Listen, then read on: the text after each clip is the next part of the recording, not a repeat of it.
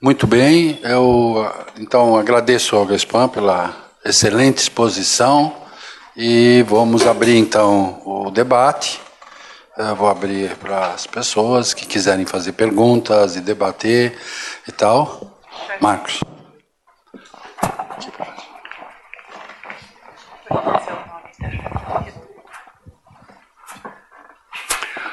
Então, boa tarde a todos. Meu nome é Marcos, eu sou membro do grupo de pesquisa que está promovendo esse evento. Então, Jorge, a minha pergunta tem a ver com essas contradições ou contradições aparentes entre afirmações no livro 1 e no livro 3 do Marx. São várias, mas eu vou pegar uma sobre a qual você falou aqui, né, que tem a ver com a própria definição de mercadoria. Então você diz que no livro 3 o Marx corrige e desenvolve algo semelhante à definição dada no capítulo 1 do primeiro volume, né? Então minha pergunta, na verdade são uma série de perguntas em torno desse tema, né? A primeira delas é assim, não sei como classificar essa pergunta, mas como você explicou, quando Marx preparou o volume 1 do Capital, ele já tinha trabalhado no volume 3, né? Então, de certa maneira, a gente pode supor que ele já sabia que aquela definição dada no livro 1, que era provisória, né? Em vários momentos do livro 1, ele remete, né, ao livro 3, fala, não, isso aqui vai ser melhor examinado no livro 3. Então, a perguntinha é assim, por que o Marx não botou uma nota de rodapé dizendo, olha, essa definição é provisória, depois ela vai ser revista, e etc. Né? Bom, ligado a isso ainda, né?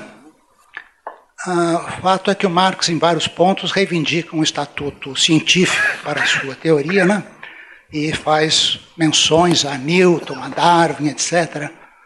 Então, a pergunta é, será que, a partir disso, a gente estaria autorizado a avaliar a teoria do Marx segundo os mesmos princípios que regem as avaliações das teorias científicas, né? Porque nesse contexto das teorias científicas, uma contradição interna, assim, já seria um motivo para rejeitar uma teoria, né? Se a teoria por uma aula fala A e depois fala não, bom, não pode ser, né? Tem que ser rejeitada, né? Então a minha pergunta, bom, na sua explicação, né? Em termos hegelianos e tal, parece uma explicação para essa, digamos, contradição formal entre uma definição e outra, né? Mas a pergunta é, será que, devido a essa reivindicação de cientificidade do Marx, a gente está autorizado a julgar a teoria dele pelos mesmos padrões, ou, já que uma outra alternativa seria dizer, não, a metodologia dele é totalmente diferente, é hegeliana, então a questão simplesmente não se aplica, né? Eu acho que em relação a essa questão, acho que era o que eu tinha a dizer, não é? Posso fazer uma outra pergunta? A outra pergunta é assim, tem a ver com o capítulo 10 do livro 1, em que, na minha interpretação, ele procura explicar o desejo, o impulso dos capitalistas de aumentarem a produtividade, recorrendo para isso a inovações tecnológicas, né? Esse é um tema que interessa particularmente o nosso grupo de estudo, né? Bom, na minha visão, esse anseio dos capitalistas para aumentar a produtividade se explica muito facilmente a partir do desejo, do impulso, né, de maximizar a taxa de lucro. A taxa de lucro aí seria a diferença entre o preço de venda menos o preço de custo. Então, para aumentar o lucro, posso diminuir o custo e, para isso, gastar menos com mão de obra através de inovações tecnológicas que aumentam a produtividade, né? Então, essa explicação, primeiro, não envolve nenhuma referência a valor, e segundo, que é mais importante para a pergunta que eu vou fazer, não envolve a ideia de concorrência, de competição. Por quê? Porque se a gente supõe um caso em que não há competição, um caso de monopólio, mesmo no caso do monopólio, o capitalista tem interesse em baixar o custo, porque com isso ele consegue mais lucro, né? Então a pergunta é, alguém pode dizer, não, mas a concorrência é importante, é uma espécie de estímulo extra para inovações, etc., né? Mas me parece que o mais fundamental aí é esse anseio, essa busca de maximizar o lucro. A concorrência seria um fator, digamos, secundário, né? Eu estava lendo agora aquele livro do David Harvey, Companion to Marx Capital. Tem uma hora que ele fala que o Marx tem uma ambiguidade, digamos, em relação à concorrência. Como se, por um lado, ele não pode abrir mão da concorrência para explicar certas coisas, mas, por outro, como se o Marx também quisesse desvalorizar, digamos, diminuir a importância da concorrência, colocando como um tipo de fator secundário. Então, eu queria saber o que você pensa a respeito dessas duas questões. Faz uma sequência com 3 perguntas ou uma? O que você acha melhor? Eu prefiro, por enquanto, responder só essa aqui, porque são 3 já, então, é bastante coisa. Então, depois a gente pode fazer outra sequência. Mas aí, senão, eu acho que posso depois me perder. Bom, essas questões também, Marcos, são super pertinentes aqui a tudo isso. Deixa eu ver se eu reconstituo aqui. A primeira tem a ver com essa contradição entre o livro 1 e o livro 3. Né, e, enfim, a questão da ciência, etc. Pois o ponto todo aqui, quer dizer, Marx não assinalou no começo, então, né, essa diferença, porque, vamos dizer assim, ele está tratando da definição de mercadoria tal qual ela aparece na esfera da produção do valor. Depois, quando ele for falar de mercadoria de novo, ele completa a definição, porque agora ele está falando de mercadoria tal como ela aparece na esfera da distribuição do valor. Como são dois níveis diferentes, vamos dizer assim, duas esferas diferentes da vida econômica, numa é a produção da mais-valia, na outra é a distribuição da mais-valia, então é como se houvesse duas definições de mercadoria. Só que, na verdade, a segunda definição complementa a primeira. E, em certo sentido, não é que é nula, mas ela, em certo sentido, nega todas as determinações da primeira definição. Mas é que são dois momentos da exposição que são diferentes, né? E que tem uma estratégia diferente e que implica uma, vamos dizer assim, outra coisa. Por exemplo, preço. O conceito de preço já aparece no capítulo 1 do livro 1 do Capital, né? Como é que a palavra preço aparece quando Marx diz, bom, as mercadorias têm seus valores de troca. Então, um casaco e o pano, né? Então, tantos metros de pano valem um casaco, aquela coisa. Então, você pode depois generalizar. E isso aí, os metros de pano se expressam no casaco, ou numa casa, ou, enfim, em N valores de uso.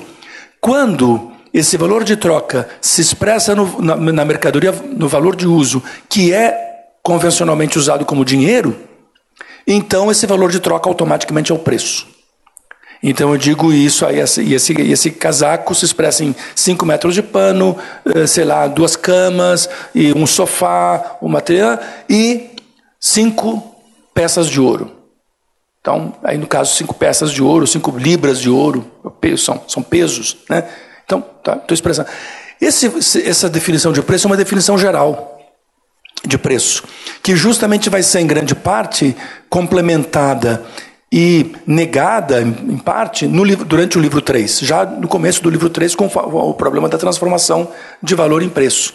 Então, quer dizer, são essas definições provisórias têm a ver com 2 fatores. Então, o primeiro deles que tem a estratégia de apresentação, é que Marx está partindo das categorias mais simples para as mais complexas, porque o projeto dele é mostrar como que as categorias mais complexas expressam formas sociais que supõem as formas anteriores, mas introduzem mediações. Por exemplo, sei lá, o dinheiro é uma forma social mais complexa que a mercadoria, porque na mercadoria você tem simplesmente a coisa do valor de uso, o valor de troca. No dinheiro já existe uma determinação tal que apaga essa, né, no dinheiro parece que o dinheiro é simplesmente valor de troca, não tem valor de uso, né? Então, ele vai mostrando como que o próprio movimento das categorias vai tornando mais mediado e complexo e, portanto, vai requerendo a redefinição constante das categorias e das definições anteriores. Então, especificamente tem esse ponto. Além disso, o conceito de mercadoria e o conceito de dinheiro, tal como aparece no livro 3, por exemplo, ele está colocado numa outra lógica, que é a lógica da distribuição, que tem a ver com a propriedade privada, e não com a lógica da produção, que tem a ver com o trabalho estrito sensu. Então, como são níveis diferentes da exposição, justamente as coisas se tornam mais complexas e muitas vezes contraditórias. Agora, aí pegando a questão do Hegel, o que o Marx pensa nesse momento claro, ele não é um hegeliano, no sentido estrito da palavra, embora ele se declare discípulo daquele grande pensador no pós-fácil, isso ele faz por uma questão de bom gosto intelectual, né? Então ele diz ali, quando era jovem, todo mundo era hegeliano na Alemanha, né?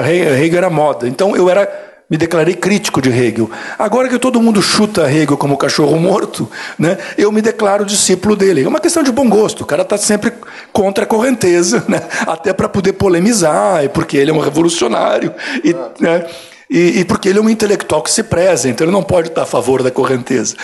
Então, mas a relação dele com Hegel é uma relação complexa sempre. E aí o que me fica é o seguinte: na juventude, Marx tinha achado, né, que o pensamento do Hegel era uma loucura, uma inversão da realidade.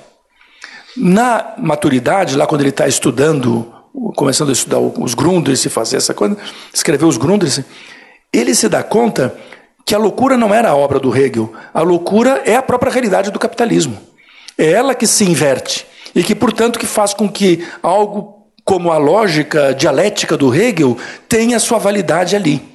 Agora, eu não acho que o Marx fosse um hegeliano no sentido como o Engels era, por exemplo, né, de querer encontrar a dialética na natureza, ou a dialética... Então, eu acho, pessoalmente, eu acho que o Marx, quer dizer, no sentido, o Engels era mais hegeliano do que o Marx.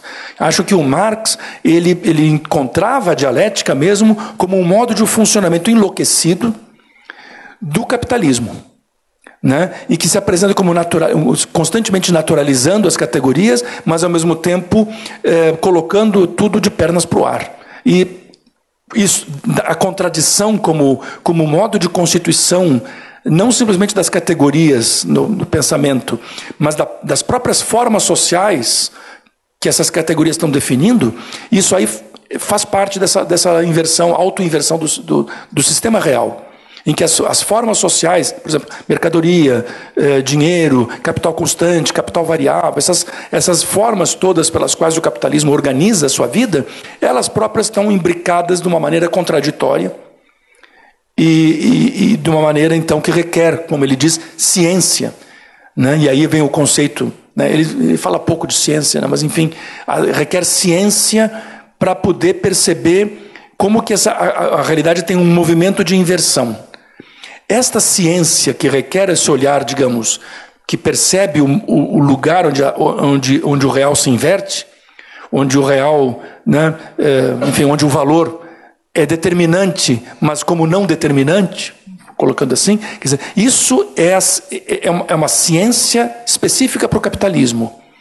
Quando ele vai estudar, eu acho que geologia, ele não estuda de acordo com essa ciência, com esse critério de ciência, né? Então, aí o critério seria qual? Bom, ele estava lá lendo provavelmente o Lyell e outros grandes geólogos da época, e em física ele estava lá lendo o mar, né? E não estava fazendo uma crítica dialética ao mar, né? Porque, né? Enfim, então, bom, ele tem uma ambiguidade em relação ao conceito de ciência, sim, que já foi investigado e tudo. Quer dizer, por um lado ele tem um conceito ainda hegeliano, por outro lado ele também tem um conceito, vamos dizer assim, que tem a ver com a ciência do século XIX, né? Não quero rotular aqui, porque os rótulos são sempre simplificadores e pegam um ou outro, não pegam tudo. Mas assim, essa coisa da descoberta e e de você não ter uma teorização prévia, mas ela sempre é provisória, e que vai depender das suas descobertas, e você não pode armar a realidade previamente de uma maneira ou outra, porque você sabe que você pode ser surpreendido pelas suas descobertas, etc.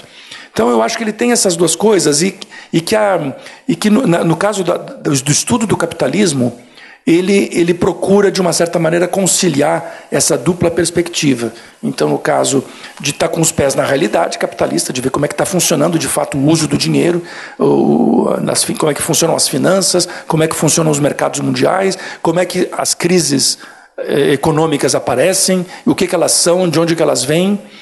Em segundo lugar, perceber que tudo isso é produto de uma realidade, vamos dizer assim, que é fundada numa contradição, que é a relação capital e trabalho, que é contraditório porque o capital, ao mesmo tempo, contrata o trabalhador, inclui a força de trabalho, mas, ao mesmo tempo, exclui a força de trabalho como sendo proprietária do meio de produção. Então, são dois planos, é claro, mas está acontecendo aqui uma oposição, né? Uma dupla relação contrária, né? O capital, por um lado, inclui, por outro lado, ele exclui a força de trabalho. E essa oposição acaba rebatendo no capital como uma espécie de contradição, né? Ou seja, de oposição a ele próprio, né? Então, de autonegação. Essa ideia de autonegação é uma ideia, mais uma vez, é como o Hegel está lendo o há e não há, do Aristóteles. Quer dizer, o há e não há é isso, predicar há e não há de si mesmo, e, enfim, para o Hegel os sujeitos fazem isso de fato. Né? Isso é que é a contradição. E o Marx diz, bom, no capitalismo, no caso, acontece sim isso. Né? Não exatamente nos termos hegelianos, mas é uma estrutura semelhante a essa, e é por isso que o sistema vai todo momento se invertendo. Agora, enfim, aplicar os critérios de ciência, nem todos, porque muitos desses critérios de ciência foram elaborados por certos paradigmas científicos. Então, por exemplo, você igualar a explicação e a previsão, quer dizer, isso é um certo princípio. Então, se você explica o passado, os eventos passados, você pode prever os eventos futuros. Mas esse tipo de coisa, de modo geral, as ciências sociais recusam, né, porque sabem que não dá. Tem alguns caras lá, o Hempel, o Nagel, alguns caras lá da década de 50, 40, 50, 60 e do século XX, que pensaram isso. Se as ciências sociais são também nomotéticas, elas também têm que fazer essa igualação, né, entre explicar os eventos passados é idêntico a prever os eventos futuros. Mas isso é um delírio deles, é uma coisa típica de gente que nunca lidou com ciências sociais e não sabe que não dá para fazer isso, né? Ninguém consegue. Então, sei lá, os economistas fazem altos modelos e sofisticação matemática incrível e depois não dá certo, né? Depois não sabe por quê. Não dá, é isso, né? Então, esse tipo de critério, por exemplo, Marx recusaria até porque... agora, não quer dizer que ele não possa estabelecer tendências e contratendências. Ele não é um epicurista, né? Apesar de ter estudado Epicuro, né, no doutorado dele sobre isso, mas ele não é tipo, as coisas não acontecem por acaso. Existem tendências necessárias. Só que essas tendências necessárias, no caso do capitalismo, elas se anulam reciprocamente, ou pelo menos se compensam reciprocamente, então, de modo que não dá para saber qual vai ser a resultante desses vetores. Agora que os vetores lá estão. Agora, qual vai ser a resultante final? Isso vai depender de mais coisas, além de outros vetores, além desses vetores básicos. Vai ter outros vetores que vão ter que surgir, né, políticos, conjunturais, às vezes até uma coisa casual mesmo, que vai ter que se acrescentar a tudo isso para estabelecer qual vai ser, no final, a resultante desses vetores. Era isso que eu estava falando aquela hora que eu disse, puxa vida, aí vem uma frase como essa do Engels, como aquela, mas, no entanto, vai prevalecer... Puxa, que pena, né? Ainda bem que eu descobri que não foi o Marx que disse isso. Agora, sobre as inovações tecnológicas, essa constituição que ele faz da taxa de lucro, de que o empresário procura maximizar seu lucro, é que ele está pensando a taxa de lucro como sendo parcialmente dependente da mais-valia, da taxa de mais-valia. Quer dizer, não é totalmente, porque vai entrar também a composição orgânica, etc. Mas grande parte dos lucros industriais tem a ver com com a quantidade de trabalho socialmente necessário que é necessária para produzir o produto que está sendo produzido naquela indústria. E tem a ver com as variações de produtividade do trabalho. Porque isso tem a ver com a teoria. Quer dizer, uma coisa que ele deixa claro para ele no primeiro capítulo do livro 1, na mercadoria, é essa questão da variação da produtividade do trabalho. Então, existem variações sociais, não só um indivíduo para outro, mas variações sociais da produtividade. Quando existem essas variações sociais, altera-se o valor. Quando, então, a produtividade aumenta, o valor daquelas mercadorias cai, o valor individual, o valor médio daquelas mercadorias cai, porque uma quantidade maior é produzida, em menos tempo de trabalho, etc. e tal. E aí, no final, o que ele diz é que maximização de lucro para reduzir os custos. Mas por que exatamente que a tecnologia reduz os custos? Ele diz, reduz os custos porque justamente diminui o valor da força de trabalho. Porque dentro do todo, pode até contratar mais trabalhadores, mas diminui proporcionalmente o valor da força de trabalho em relação ao valor do capital constante. Então, a competição entre os capitalistas, vamos dizer assim, a questão da competição, a competição é fundamental entre os capitalistas, mesmo quando ela acabou dentro de um setor. Então, eu não sei se exatamente o Marx é ambíguo, como diz o Harvey, em relação à concorrência, porque o Marx foi o cara que disse que a concorrência dialeticamente levaria ao seu oposto, ou seja, a não concorrência. Que numa época em que todo mundo considera que o capitalismo era concorrencial, no século XIX, Marx já previu, aqui uma das previsões que ele conseguiu fazer, baseado em tendências que no final, em vetores que deram certo, que surgiria um capitalismo oligopólico, um capitalismo monopolista com cada vez menos e menos firmas, produzindo em cada setor. Então, não é tanto uma ambiguidade, eu acho que vou usar uma expressão assim, quer dizer, uma oposição, um duplo movimento que está presente em direções contrárias na própria realidade. Então, a realidade, ao mesmo tempo, vai criando monopólios, mas a partir da concorrência. De uma certa maneira, é como se não desse para existir monopólio sem concorrência. Quer dizer, de uma certa maneira, mesmo no monopólio, a concorrência está mantida. Porque se não houver um mínimo de concorrência, não há sequer monopólio. Uma coisa complicada, mas, por exemplo, mesmo que haja monopólio num setor, esse setor está convivendo com outros setores. E, por exemplo, sei lá, fotocopiadoras. Aí, então, o cara inventou uma técnica de fotocópia lá e formou a empresa Xerox.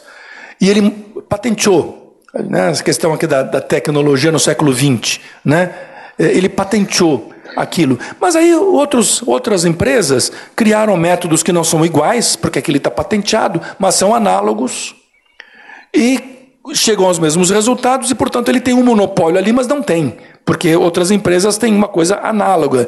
Não é exatamente igual e, portanto, ele tem um monopólio daquela forma específica de fotocopiar, mas ele também tem que concorrer com os outros. E, além disso, ele pode ter um monopólio nesta área de fotocópia, mas existem processos similares, sei lá, scanner e não sei o quê, que ele não monopoliza, e onde ele é obrigado a concorrer. Então, quer dizer, o setor... E mesmo assim também, conforme o caso, para produzir uma máquina de fotocopiadora, pode ser que num certo momento da história lá capitalista, o empresário que produz em monopólio calcule que para produzir as peças da máquina dele, vale mais a pena que essas peças sejam produzidas por empresas diferentes, que concorrem umas com as outras, e com isso dão um preço mais baixo para ele, do que ele produzir sozinho tudo. Ele vai produzir essas peças com um custo mais alto do que se ele botar na mão de empresas concorrendo. Então, o que ele faz? Ele terceiriza. né? Mas depois, num outro momento, ele calcula que agora mudou, as condições mudaram, agora vale mais a pena eu pegar de volta a produção toda para mim. Ele vai lá e compra aquelas empresinhas pequenas e pronto, começa a produzir sozinho. Então, isso vai... A concorrência e o monopólio, eles estão constantemente convivendo e passando de um para o outro, né? E se formando dessa maneira. Então, aí, eu acho que não é tanto ambiguidade, eu acho que é mais mesmo um modo de existência mesmo do capitalismo, né? E que é um modo complexo, mutável e de acordo com os termos do Marx, contraditório. E é necessária a concorrência, sim, para o progresso tecnológico. Então, voltando para a questão do progresso tecnológico, é necessária, sim, a questão da concorrência para o progresso tecnológico, não só para baixar os custos individuais, então, de uma empresa, mas para dar para ela esse diferencial até técnico com o qual ela consegue uma espécie de renda de monopólio. E aí vem as condições atuais da produção, né? Quer dizer, o Marx está descrevendo os processos de concorrência tal como eles aconteciam lá no século XIX, em que eu acho que a lei de patentes e propriedade intelectual, etc., não tinha se desenvolvido muito. Então, a descrição que ele dá no livro 1 e depois no livro 3 do Capital, no livro 2 também, sempre a concorrência funciona assim. Um capitalista adota digamos, um dispositivo técnico aqui que permite a ele reduzir os custos, né? Reduzir, no fundo, o valor da mercadoria que ele produz. Como ele reduz o valor da mercadoria, ele ganha mercado, né? Enquanto os outros todos estão produzindo com um valor mais alto, ele produz com um valor mais baixo e assim ele vende mais que os outros e ganha, né? A redução do preço unitário, ele compensa na massa de valor do qual ele se apropriou. E aí, então, ele fica produzindo e tem esse nicho até o momento que os outros percebem assim, mas por que esse cara está tendo uma mais-valia diferencial, uma mais-valia que é só dele? E aí eles veem que ele está produzindo com esse recurso técnico e vão imitar o procedimento, o processo tecnológico dele, e aí aquilo se generaliza. E todos vão produzir com um valor mais baixo, não só ele. O valor mais baixo, socialmente, o valor social cai, né? Mas para todo mundo. O valor social que cai, e não só o valor individual daquele cara que adotou a inovação tecnológica. Porque os outros imitaram a inovação tecnológica. O que a gente tem no século XX é essa elaboração toda das patentes que faz com que o empresário que adota uma coisa, ele continue mantendo esse valor diferencial em relação aos outros, esse lucro extra que os outros não têm, porque ele consegue produzir com um custo mais baixo. Então ele patenteia o processo dele e consegue manter isso. Os outros podem obter similares, mas os outros não vão obter o mesmo processo e possivelmente não tenham o mesmo lucro diferencial que ele tem. Por isso que nem vale a pena investir se a pessoa não tiver garantia, investir numa inovação tecnológica, se a pessoa não tiver garantia de que vai poder patentear isso aí e monopolizar esse. Então, é a questão do saber, né? Dos saberes. O saber tem que ser, não é simplesmente a produção de conhecimento. Então, hoje em dia, a economia do conhecimento e tal. A economia do conhecimento tem que ter uma patentezinha do lado, porque senão o conhecimento ele vai ter que compartilhar com os outros, aí não vale. Ele tem que ser apropriado de um modo privado. E aí, voltando à questão do livro 3, da mercadoria da renda da terra, eu fico me lembrando do Rousseau, no segundo discurso, né, o discurso sobre a desigualdade, que as pessoas, então a pergunta do tema das redações era, das monografias, se todo mundo nasce igual, por que então alguns são mais ricos e outros pobres? Qual é a origem da desigualdade? Se todos nós nascemos iguais, né? Já era digamos, quase um mote aqui, ali por volta de 1760, né? E Rousseau então diz, pois é, no início tudo é de todos, e aí alguns mais espertos botaram uma cerca e disseram aqui dentro é meu, né? E os outros foram tolos e aceitaram isso aí, né? Nessa retórica do século XVIII, né, que ela faz um paradoxo, né, Rousseau está dizendo basicamente que tem uma dimensão arbitrária historicamente aqui na propriedade privada, na apropriação privada. Isso aí passa para a história do socialismo francês, com Proudhon interpreta isso dizendo, então a propriedade é um roubo, né? Proudhon sai do segundo discurso, do Rousseau, né? É isso, no fundo. E como é que isso vai aparecer com Marx? No livro 3 vai aparecer dessa maneira. Afinal, o que é uma mercadoria? Mercadoria é qualquer, vou chamar aqui de bem, sobre o qual no qual eu posso botar uma cerca. Então não precisa ser produto de trabalho humano. Basta que eu consiga botar uma cerca e dizer, aqui dentro é meu, se você quiser entrar eu te vendo o acesso. E essa questão do acesso é central hoje em dia. Tem a ver então com os saberes, com todo o conhecimento, com a tecnologia, né?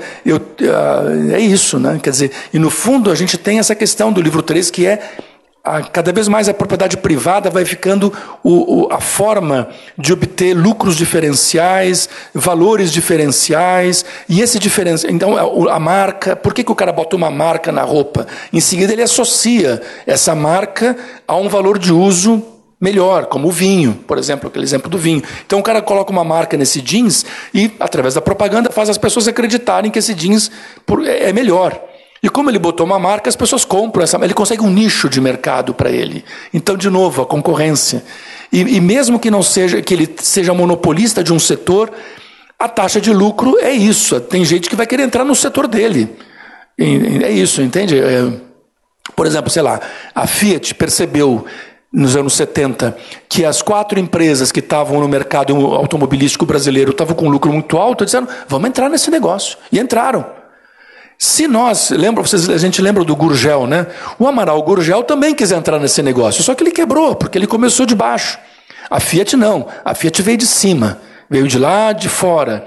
Então, durante anos e anos, a Fiat foi deficitária no Brasil, só que ela tinha uma estrutura internacional que permitia que ela absorvesse os prejuízos no Brasil, esperando o momento de começar a dar lucro, que começou a dar, né? Então, quer dizer, os caras entram nos mercados.